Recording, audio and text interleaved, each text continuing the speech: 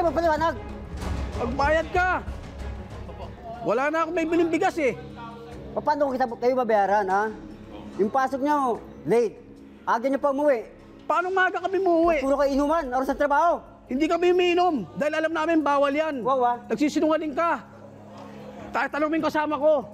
Orlando, diretsahang tanong, nagastos mo raw sa sugal ang dapat na pangsweldo mo.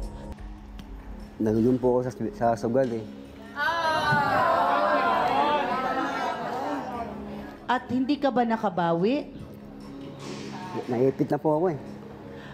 Ilan itong pinagkakautangan mo dapat, Kuya Orlando? Bali, ano po sila eh. 7 eh.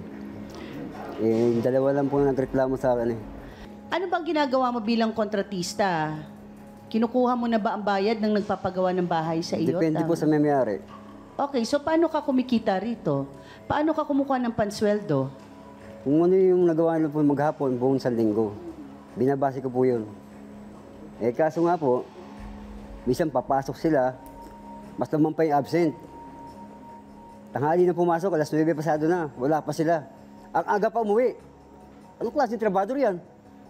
Kailan kayo na nagsugal nung Orlando? Last year ng 2023. Ano ito? October? Ano ba ito, mga Orlando? October. October. Ano sugal? Tongit, tsaka sabong. Tong-its tsaka sabong. Ano, malakasan? Depende. Sabong malakasan. Tong-its, malakasan? Bangka po ako eh. Ha? Ako po ng bangka. Ah. Naniniwala ka ba, Kuya Ricky, na ang nagiging dahilan ay hindi raw pulido kasi ang trabaho nyo? Kaya parang wala rin gana kayong bayaran. Ay, hindi po totoo yun, ma'am. Kasi talaga po yung trabaho po namin, talagang tinuturukan po namin. Eh, bigla lang po ito nawawala eh. Hindi lang po yung sabong tsaka tongit, nagkarakus pa.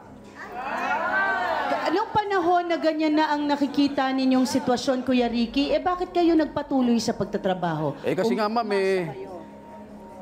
gusto ko nga talaga kasing makuha talaga, ma'am, yung kabuuan talaga ng pera ko. Kaya minsan po, umabsi na po ako. Umahanap po ako ng iba na masasidenan ko para meron po akong may biling bigas sa pamilya ko.